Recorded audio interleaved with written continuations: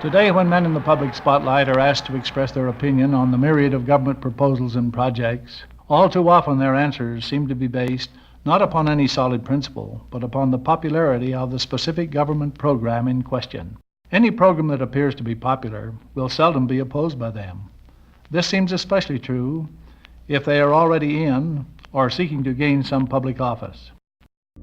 When men must make decisions on vital political questions of the day, these decisions should be based upon and measured against certain basic principles regarding the proper role of government. The American concept is that our government was instituted of God for the benefit of man, and that God holds men accountable for their acts in relation to it.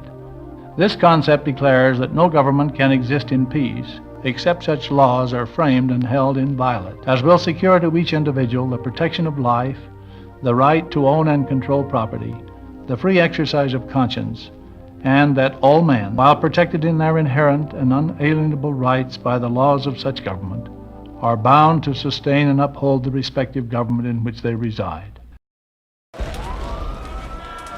This concept holds that sedition and rebellion are unbecoming every citizen thus protected and should be punished accordingly. At the same time, however, holding sacred the freedom of conscience and the right to properly dissent.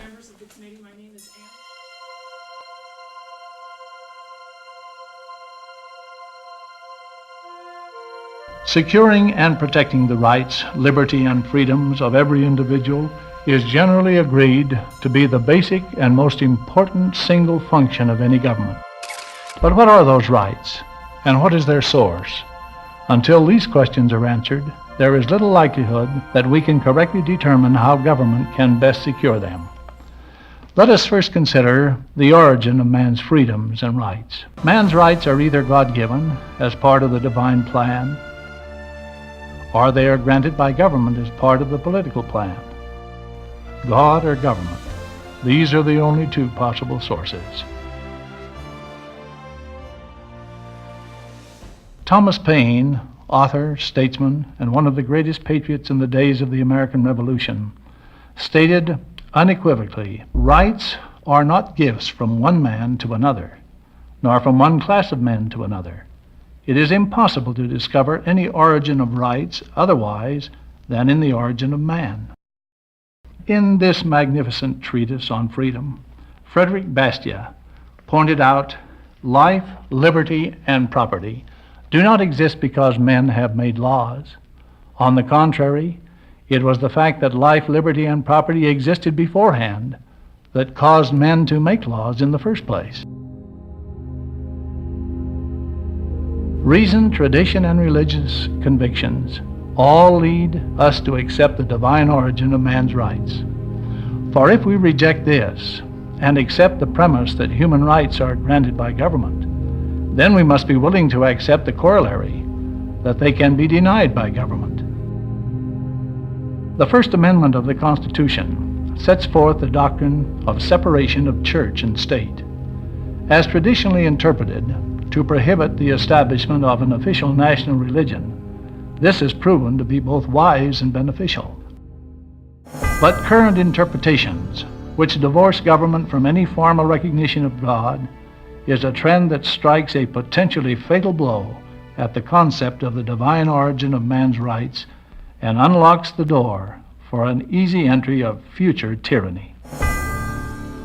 The struggles and sacrifices of early generations enable Americans to enjoy the blessings of freedom today.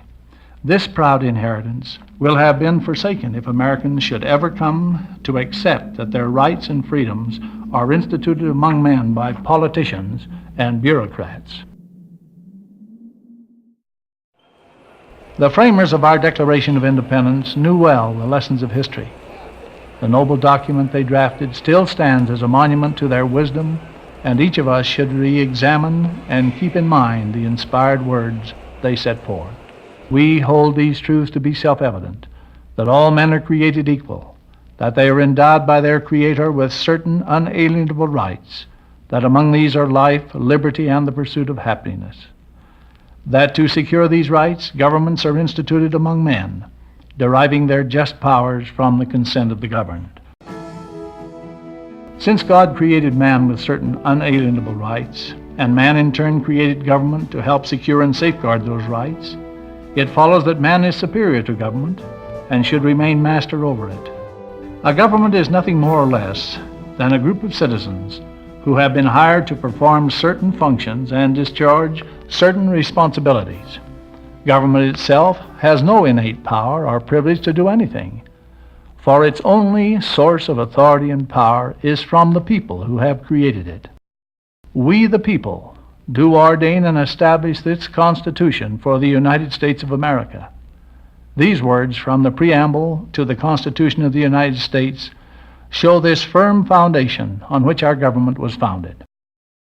It is equally important to keep in mind that the people who create a government can give to that government only such powers as they themselves have in the first place. Obviously, they cannot give that which they do not possess.